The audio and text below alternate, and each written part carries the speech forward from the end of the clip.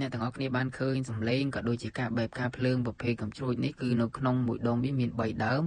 នៅក្នុងមួយដើមបាញ់បាន8គ្រាប់ហើយក្នុងការប្រើប្រាស់គឺយើងអាចចងខ្សែបញ្ឈរទៅលើក៏បានឬក៏យើងអាចកាន់ដៃបាញ់ក៏បានចំពោះ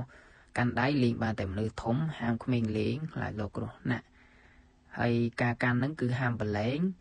បាញ់អស់គ្រាប់ចាំបលែងចាំដាក់ចុះហ្នឹងហើយបើមិនចឹងខ្លាចលោកគ្រោះណាស់អីចឹងទៅចឹងដើម្បីយកសុវត្ថិភាពគឺយើងចង